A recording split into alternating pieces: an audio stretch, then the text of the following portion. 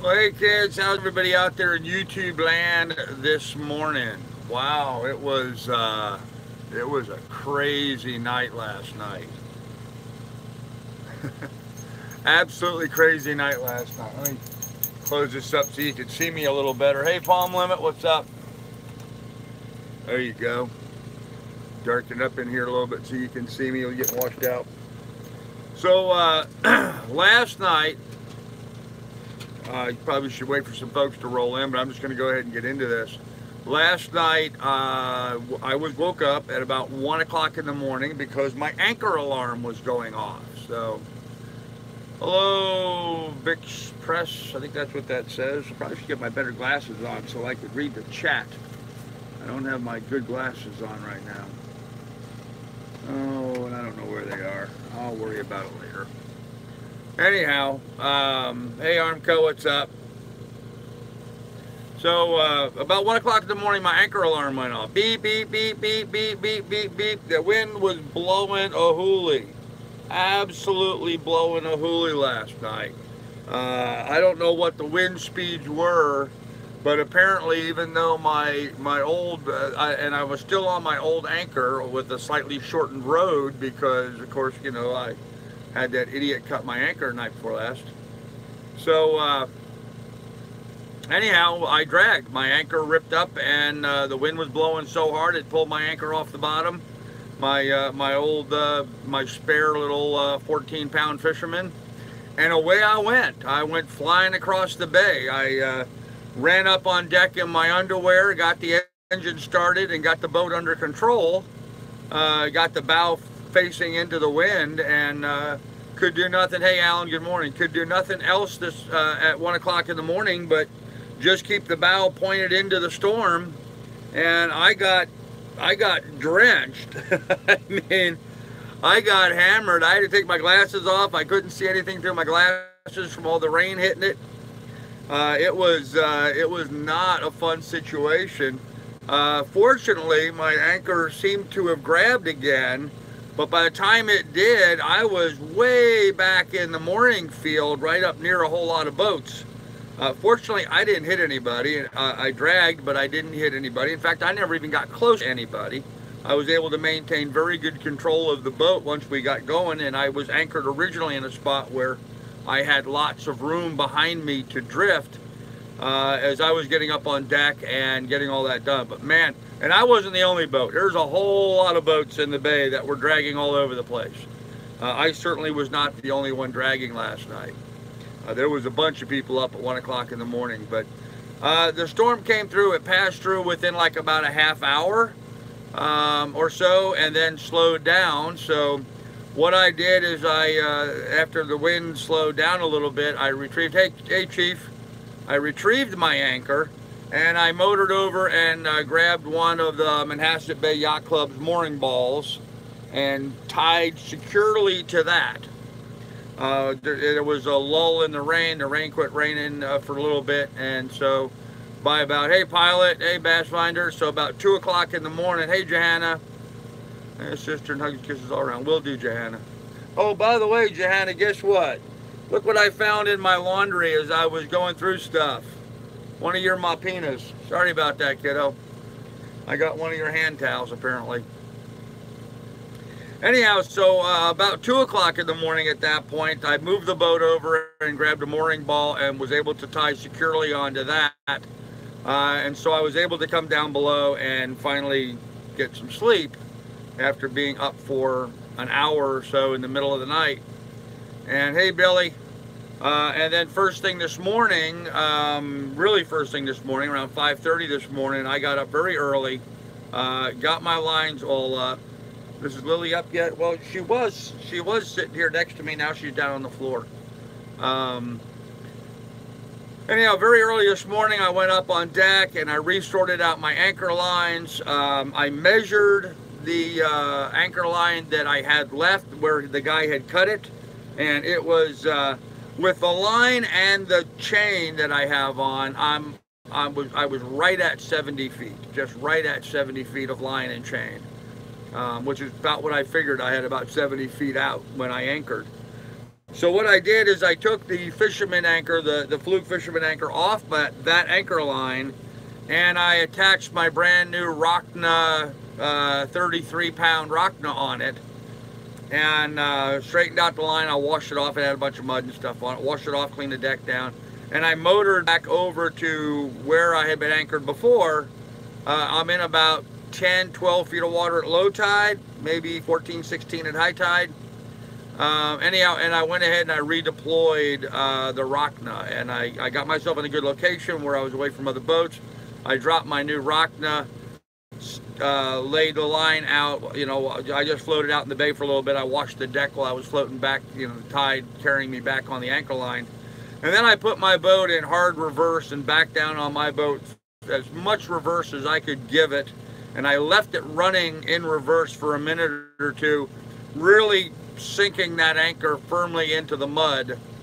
And sure enough, man, it held tight. It held really tight. My boat's not moving right now, so I'm comfortable that I have enough scope out. I'm on the very end of that anchor line. I mean, you know, it's tied off to the cleat, and there's about that much line after the cleat. So if it slips in the cleat, which of course it won't, but if it slipped in the cleat, I'd be in trouble. But yeah, I'm at the very end of the line that's there. So I'm going to order some new line. I'm going to order that today and have that delivered over to Doug's house. Should be here in a couple days. I'd like to have 150 feet of line. But I'm also thinking about picking up another 20 feet of chain, just to add more chain onto it. So you really, as shallow water as I typically anchor in, you know, that 10 to 20 feet of water, that extra chain really doesn't make any difference. You know, I mean, usually I pull myself up onto the anchor, and I get right above it, and so I'm holding the chain up vertically. So pulling that 20 feet of chain up, you know, that chain weighs just about a pound a foot, so that's about 20 pounds of chain until I get down to the anchor, and that adds 33 foot. So at maximum, I'm lifting 20 feet of chain plus the anchor. I'm lifting, you know, 55, 60 pounds and pulling that straight up. I was able to drop the anchor and then pick it back up this morning. Hey pilot, what's up, man? Without any difficulty. So, but it was a pretty harrowing night last night. I mean, 1 o'clock in the morning, having my anchor alarm going off, beep, beep, beep, beep, and then hearing the wind howling and the storm and the rain blowing. It was pretty ugly here in the bay. A little bit of a unexpected microburst is what happened. So yeah, Palmet, I'm in an area that's got mud with a lot of clay, and so it sank down into that pretty hard. I'm solid. I mean, I'm solid in there right now. That 33-pound Rockna, it sat in beautifully. I think that anchor is going to be perfect for me. I can get it underneath my railing up on the bow. What I need to add now, though, is I need to add a bow roller. This boat does not have a bow roller, so I really need to think about adding a bow roller up onto the bow to house and to secure and to store that anchor in a safe position. So got to consider that. I don't know, I'm gonna see if I can, maybe that guy that has that used boat place, although he's pretty expensive, maybe Doug and I will run back out to his place and look at that and see if he's got a bow roller. But or maybe I'll just have to buy one and then mount that out on the bow somehow, reinforce it. The cleats and stuff on this boat make me nervous because they're just not reinforced very well. It looks like all the hardware that was mounted on this boat, they just drilled holes through the deck and bolted it on, and, you know, not even putting washers on stuff. Just running a bolt down and putting a nut behind it, and that's it. So that forward cleat, if we have another microburst like we had last night, I wouldn't be at all surprised if that cleat just popped off the boat. So need to figure out a more secure way. I need to remount those with some backing plates or something behind them to give them some more strength. But so anyhow, that's the story this morning. We had a harrowing night last night, and of course, you know, I took the push pit down, so the lifelines are all down, so that makes it difficult to get back and forth, or at least a little scary getting back and forth up and down the boat, because there's no push pit and there's no lines. There's nothing containing you here in the cockpit, and with the boat blowing around. I mean, there was 6 rollers coming through the bay last night during that storm, so stuff will have one, Carl. Yeah, Mary, maybe he will, but you know, that's up in Alaska. That's a long ways from here. So yeah, I don't know if Sealy Shannon will have a bow roller. Maybe he will, and he can ship it to me. I don't know. We'll see. We'll see. Yeah, I'm actually a little leery about buying anchor rope, because he was thinking that he had some anchor rope that he was going to send me. So I don't know if I should wait and get that and see what kind of condition it's in, whether it's viable or not, or just go ahead and bite the bullet and spend the $70 and order some new anchor line. I'm leaning towards biting the bullet and just getting some new anchor line, but resources are tight, as always. So we'll see. We'll see. But anyhow, did I miss anything in the chat? No, I don't think I did. Pretty much got everything. So yeah, so harrowing night last night. Me and Miss Lily are fine. We are very, very, very well anchored right now. I'm very confident with that Rockna. It just felt right. You know, I don't have any other way of expressing that. Setting that anchor just felt right. You know, it dropped into the bay with authority. It hit the bottom with authority. I could feel it get the bottom. I could feel it sicken, and then I can really, you know, feel like it had a solid hold on the boat. I mean, I had it in full reverse. I don't know how many pounds of thrust my little diesel puts out, but you know, it had enough power that during that storm last night, I was able to turn the bow back up into the wind when it was blowing 20, 25 mile an hour wind. So maybe more than that, maybe 30, 35. I haven't heard any numbers on what the wind was last night, but it was the windiest I've seen on the boat so far. Let me see. I guess the good thing is the alarm worked. Yes, pilot, the alarm worked great. And you know, I have redundancy. I set the autopilot on my phone, and I also set the the anchor alarm.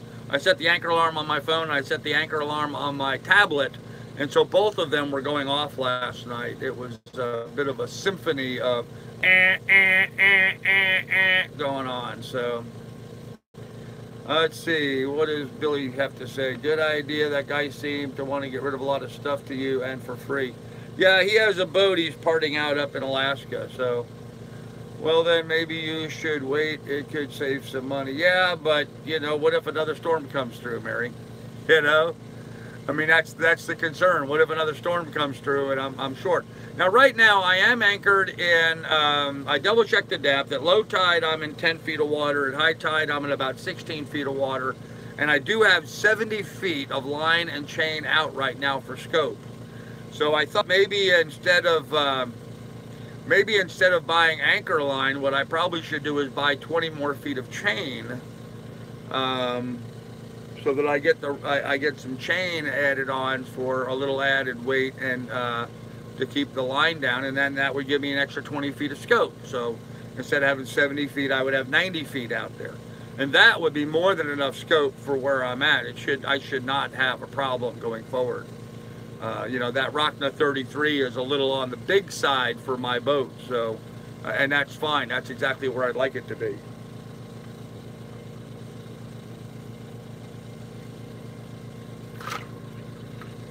Oh, I'm thirsty. Billy says I'd go for the chain for sure. Yeah, I'm thinking that might be a good idea, but 20 feet of chain, that's $120. $120 for 20 feet of chain rated high enough to hold my boat. My anchor line's rated for 12,000 pounds. And anchor chain, you know, you want anchor chain rated about the same. Breaking strength of about 12,000 pounds. So that's some pretty heavy duty chain, and it's expensive. It's like $7 a foot. So yeah, so that's what I'm going to have to figure out, some way of getting that organized. But anyhow, that's what we're going to do. So this morning, my nephew is coming to get me. My nephew, Frank. Frank is 9 years younger than I am. So I was late. I was late for my parents having kids, and Frank was early for his mother to have kids. So he's my oldest nephew, 9 years younger than me. He's going to come pick me up. I'm going to go out and spend the day with my sister and my family today. It's going to be raining here all day today, so I'm going to watch the wind speeds and stuff. I'm kind of nervous about being off the boat in this situation, but I don't know. Right now, the weather is showing it's supposed to clear today, or it's going to rain for a little bit, but not have any kind of high wind. So,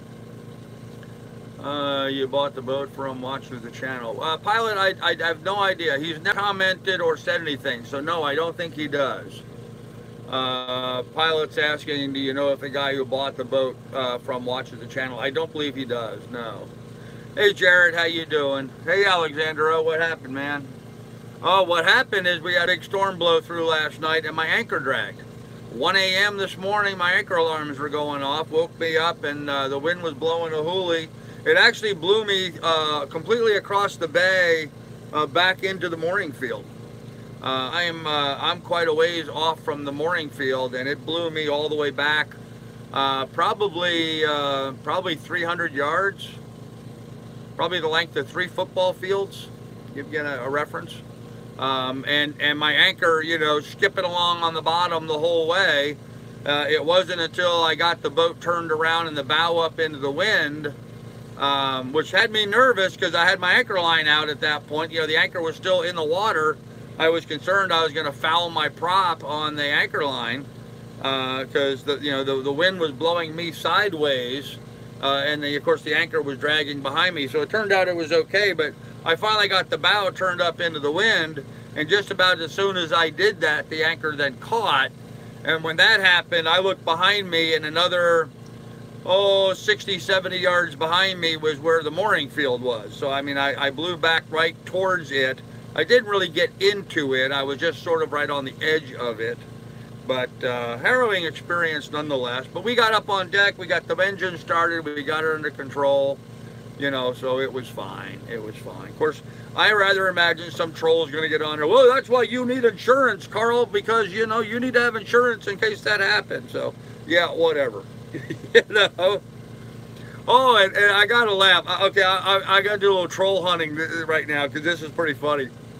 I actually had some guy make a comment on my channel that I wore the same shirt. Now, this is the same shirt I wore yesterday, guys. In full disclosure.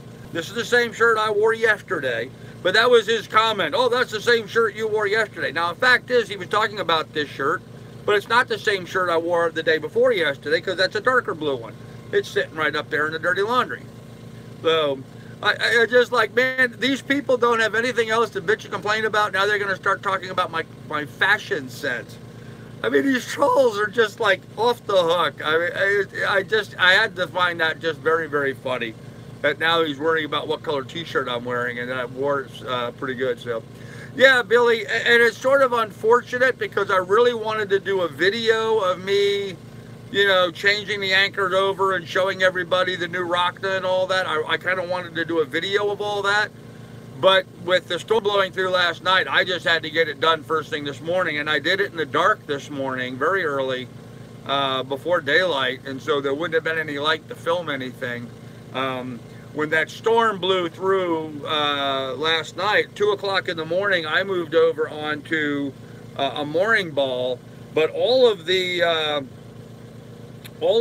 town balls, all of the yellow, well, sort of yellow-orange, all the free balls, the balls that I could, you know, legally go up and tie to, they were all full. There was boats on every single one of them. There wasn't one available. So I ended up having to grab a mooring ball from the Manassa Bay Yacht Club, which I'm really not supposed to. However, you know, marine law is any port in a storm. So, you know, I'm not a member of the Manassa Bay Yacht Club. I should not have grabbed the Manassa Bay Yacht Club's mooring ball. But considering the situation and the storm and what was going on, it's perfectly okay to grab that mooring ball.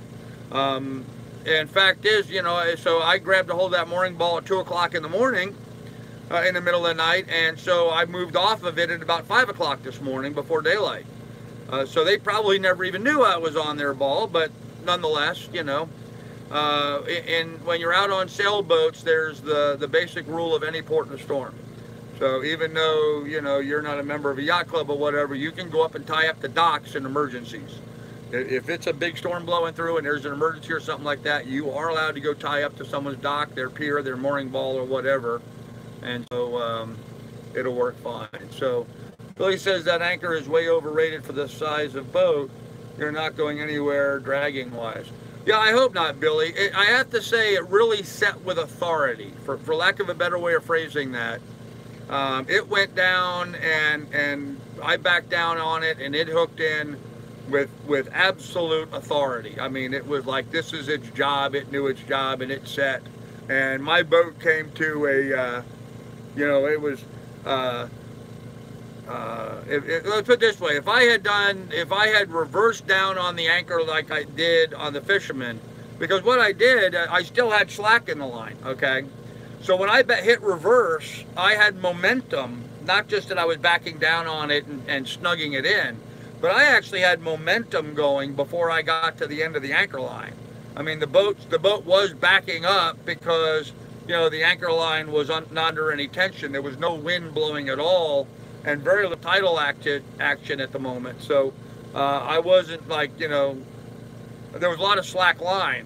Anyhow, so I had some momentum going, and when I hit the end of that line, when that anchor, you know, turned and set on the boat, I could feel it all of a sudden. You know, I'm backing up, and when you're backing up, you know, the back of your boat kind of just goes straight level. All of a sudden, my bow dipped.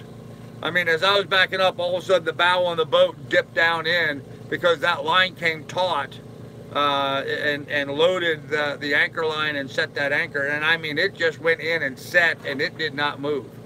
When I hit the end of that line, that was it. I wasn't going anywhere further after that. The boat came to a screeching halt.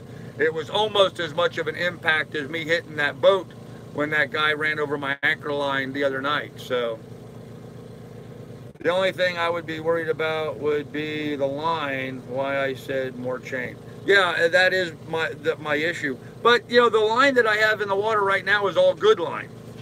It's all fine. What I have on the anchor right now is all good line. It's well secured to the cleat, so it should be fine. So Felix says, Carl, we get it. Okay.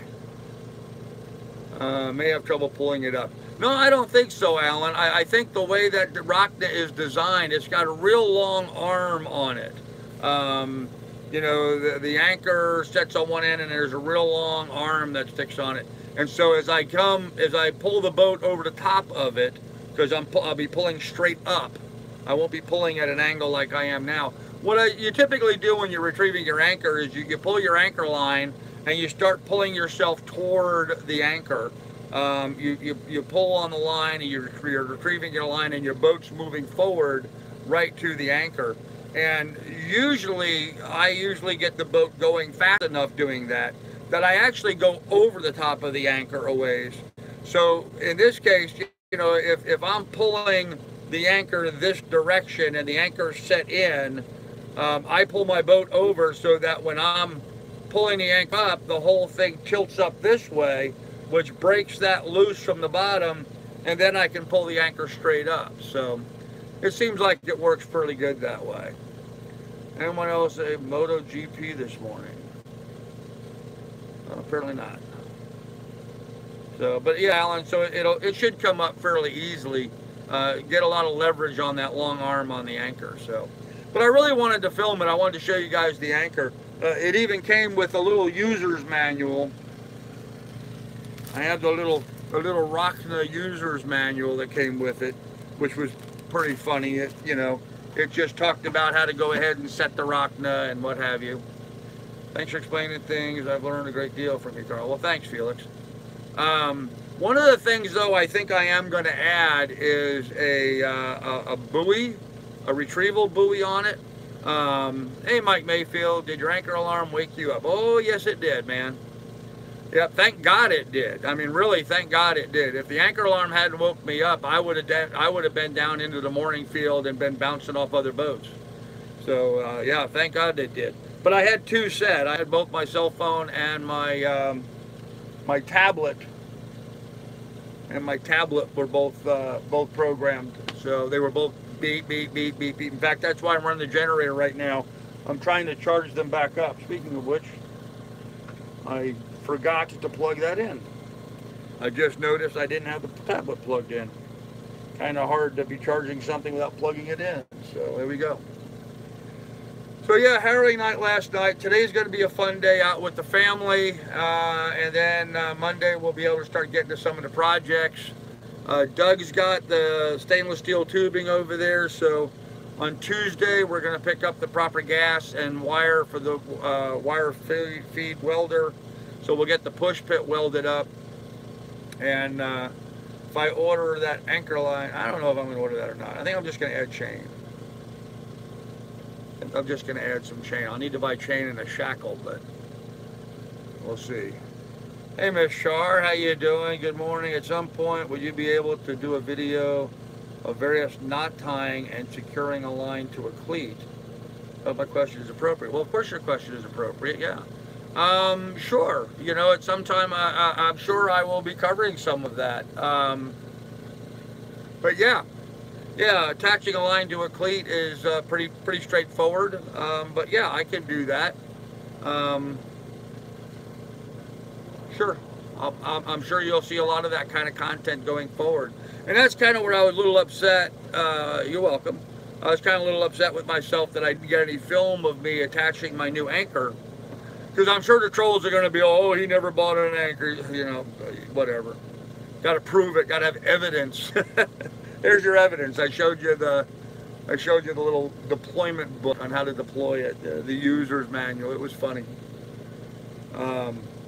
It just struck me funny reading it, you know, just the way. But anyhow, on the anchor, the way the anchor's designed, you know, you've got the part of the anchor that digs down into the mud, and then you got this really long arm that sticks out. That your anchor line attaches to the end of that, so that digs into the soil that way. However, back here at the end of this, the part that digs in, there's a hole drilled through, and a place there that you could use a shackle and attach another line. Now, what this is for is, let's say you drop your anchor, and as you're dragging across, you foul your anchor, much like I did up on the Hudson River. If I had a retrieval line hooked up to that part of my anchor up in the Hudson River, I could have been able to retrieve my anchor, but I didn't have that rigged up.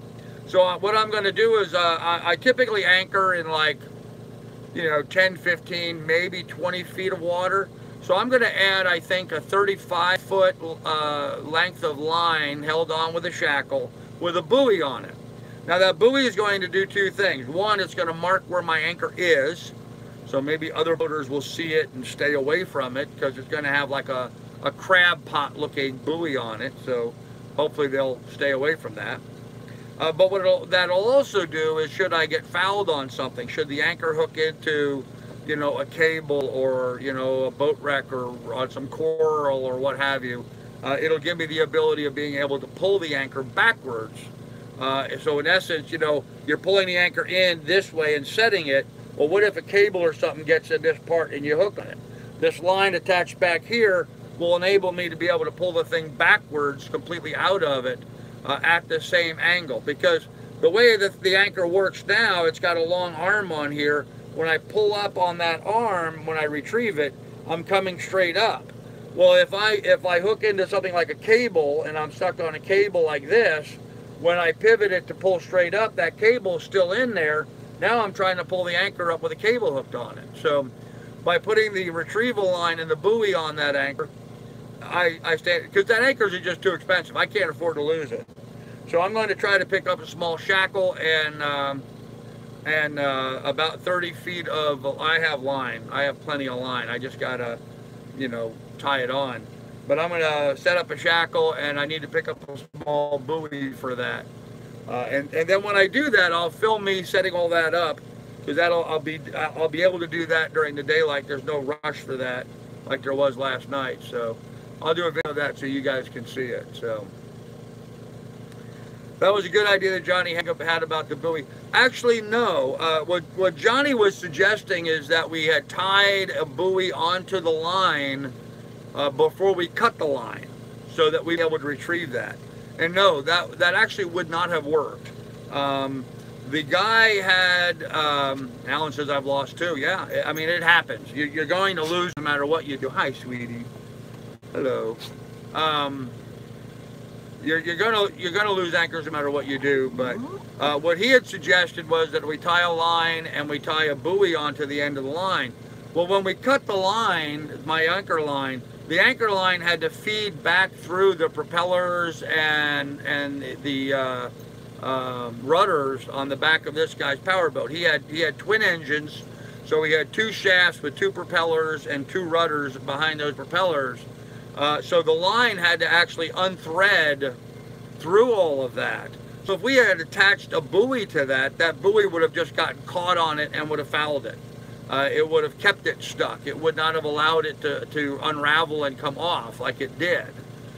So yeah, I mean, it seemed like that would have been a good idea, but in practical application, because I considered that, putting some way of, because I could have untied my line, pulled the rest of my anchor line out. I could have untied it and then tried to attach a buoy, but if I attached a buoy or anything to it, that would have just gotten stuck inside the guy's rigging, in his props and his rudders. So that would not have worked. But but in that particular situation, the way that was fouled. Now let me give you an example. Typically, when you get fouled by another boat, when somebody runs over your anchor line, it's usually another sailboat. Because sailboats have deep keels. We have this long fin, or sometimes it's a bulb or what have you that sticks down below. Some of those keels, they come down at a little bit of an angle, but then they have a little piece that goes forward, and so it makes a bit of a hook, so that when they're going along, if they catch an anchor line, that anchor line is now really caught on their keel. In that situation, that a buoy would have worked, because it simply would have just had to have pulled, over and around that keel. It wouldn't have mattered. But in this particular case, since it was a power boat, that line was up in and around his props and stuff, and so it had to actually unwind from all of that, and so that's where a buoy would not have worked. So, hey gaming, how you doing? I wonder if Miss Lily ever thinks about the camera as a rival. Sometimes I see her looking at the camera like she's jealous lover. No, Miss Lily likes looking at the camera because quite often there's pictures of her and other dogs on the camera, and so she's intrigued to see what's on there. And like right now, while I'm filming, if I aim the camera at her, well, she looks at the phone and she sees another dog. And so she's interested because she hasn't figured out, well, hi there. She hasn't necessarily figured out that other dog is her. Have you? Huh? Is that you? Is that you on the camera? Huh? Who's that? Who's this? Who's that right there? No, you don't have to go woof at somebody. Now she thinks there's somebody outside. Come on, get back over here. Come on, get up here. There you go. There you go. You a good dog? Huh? You a good dog? No, you're not? Yeah, I think you're a good dog. I think you're a good dog. Actually, while all that excitement was going on last night, she behaved herself very well. I went up on deck and she stayed down below and stayed out of trouble. So she did really good last night while we were having a little bit of a issue with the anchor dragging. So anyhow, guys, this is getting longer than I expected. I just wanted to give you guys an update of what was going on. I do not know if I'm going to do a live stream this evening. It depends on what time I get done with family and stuff. So I may not do a live stream tonight. And I thought I should share with you about the fashion police. I just thought that was funny. These trolls and stuff. So often, people, just like that, live stream where that guy ran over my line. People hear what they want to hear. People listen to the audio because you can't see anything because I'm up on deck, whatever. You're just looking at my countertop. But people will listen to that, and then, they will decide that they heard what they want to hear to support whatever agenda they have. That's the conclusion that I've come to, because listening to some of these people go off on stuff and oh, I heard him say this and I heard him say that, and you know, just completely out of context. I just find it funny. This whole experience has just added to my ability to shun off all these people as just really lunatics. You know, that for whatever reason they just have a slant that they want to, you know, an idea or an agenda that they want to follow. You know, they want to pile on with other people that said, oh, I'm this and I'm that, whatever. You know, I don't even care anymore. They just demonstrate their own ignorance as far as I'm concerned. So I had a lot of comic relief the last couple of days actually dealing with some of these comments, and you know, I deleted a lot of them. And guys, don't feel bad if I delete your comments. Don't, you know, you trolls out there, really don't feel bad. I mean, I delete some of the comments because you make yourself look foolish, and I'm just deleting them so that, you know, more people don't understand how ignorant you are. I guess, how's that for a turnaround for me? Yeah, Jared, exactly. They're just trying to create drama where none exists. There's enough drama living out here on a boat, guys, okay? Guy running over my anchor line, that was a lot of drama. But to be honest with you guys, in reality, that is such a rare occurrence for something like that to happen. I mean, it's just unbelievable how rare having something like that happen to you would be. I bet you I'll go 5 years, at least, you know, with me living on the boat every day.